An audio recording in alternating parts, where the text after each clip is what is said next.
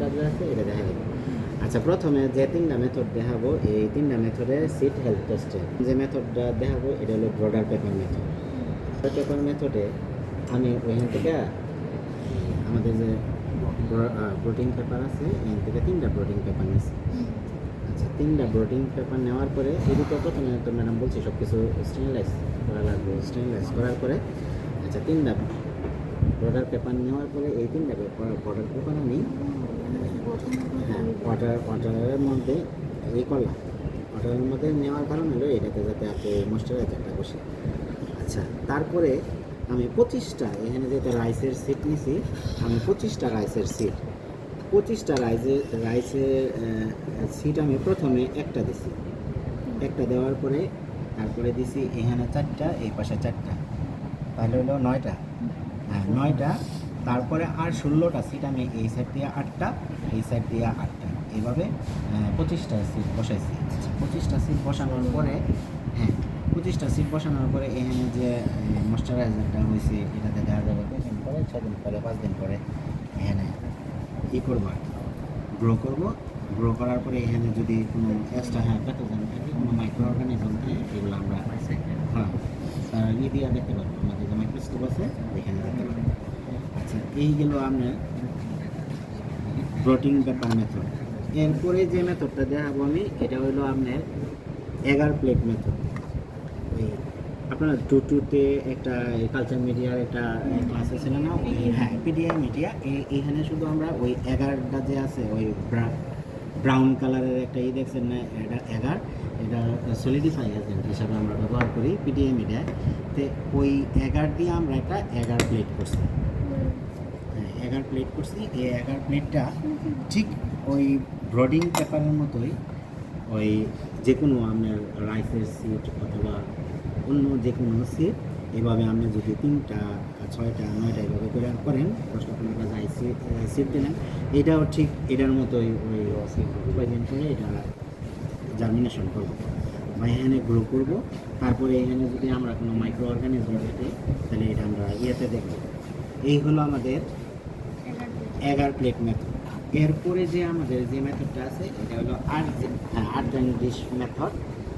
এই আর্থ ডিশ মেথডটা হলো আমাদের ডিপার্টমেন্টের যে টিচার ছিল প্রফেসর গোলাম আলী ফকির স্যার, ওনার নামে দেখবেন সেক্রেটারি সেন্টার আছে, উনি এটা আর কি করছে। এটাও ঠিক ওইটার মতোই ভিতরে 3টা নিউজ পেপার দিচ্ছি। এটা আর কি উনি বাংলাদেশের প্রেক্ষাপটে বিবেচনা করে করছেন যাতে খুব মানে কম কস্টিংয়ে আর কি করা যায়, মানে যাতে অর্থটা আর কি ফিনান্সিয়ালভাবে সেভ হয়। তো এইটাও ওই এইরকমই নিউজ পেপারটা করছি ভিজায়া, তারপরে নিউজ পেপারে এখানে রাখা। এটার আরেকটা জিনিস হলো এখানে আবার ওই পানি দিলে দেখা যায় ওই পানিটা ওইখান থেকে আর কি ওই ময়েশ্চারটা সে নিতে পারে।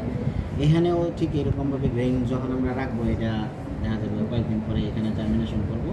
তারপরে এটা আমরা যেভাবে মাইক্রোস্কোপে যেভাবে দেখি এখানে যদি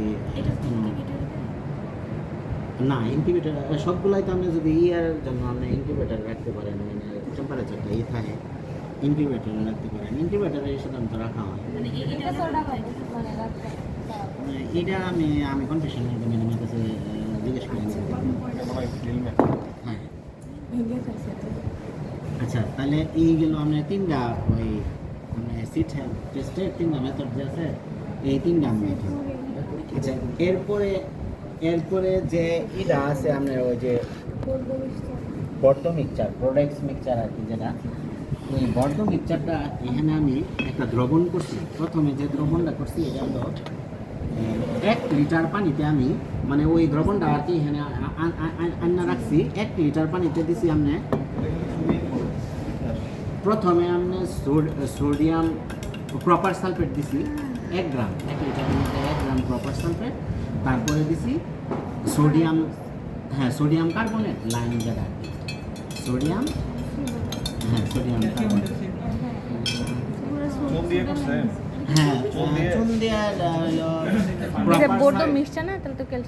আচ্ছা, প্রপার সালফেট আর আরেকটা হলো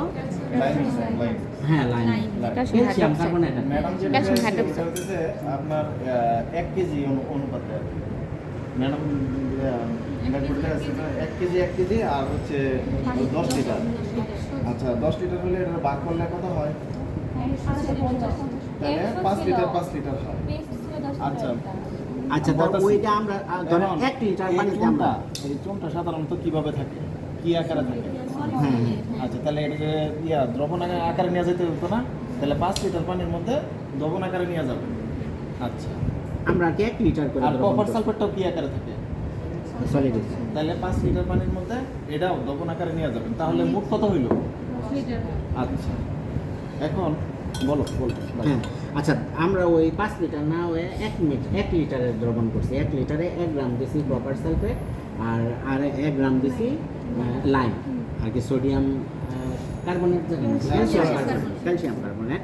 আচ্ছা এটা 1 গ্রাম দেওয়ার পরে এটা এই ব্রডেক্স মিক্সচারটা আপনার প্রথমে যে আপনি দিতে হইব আপনার এটা লাইম যেটা এটা আর কি প্রথমে দিতে হইব। তো প্রথমে দিলাম আমরা এখান থেকে আর কি আমি ওই মিক্সারটা দেখানোর জন্য আপনারা এটা প্রথমে নিলাম ওই দ্রবণের প্রথমে নিলাম 300 গ্রাম এবং এটাও প্রথমে অবশ্যই লাইন দিতে হবে। আচ্ছা এই 300 গ্রাম নেওয়ার পরে 300 গ্রাম একটা পাত্রের মধ্যে ঢালার পরে হ্যাঁ পরে হলো প্রপার সালফেট। এটা আগে এটা লাইমে সেম মনে করেন 5 লিটার হইতাছে, আমাদের তো এত বড় পাত্র নাই। জি তারপরে এইটার 300 গ্রাম ওই লাইমের মধ্যে প্রপার নাড়া দিতে সালফেট দিলাম। দেখেন পানি কালারটা দেখেন কি হয়। আচ্ছা তারপরে এইটার পানির কালারটা আসবে ওই আপনার স্কাই ফিরোজা কালার যেটা আর কি।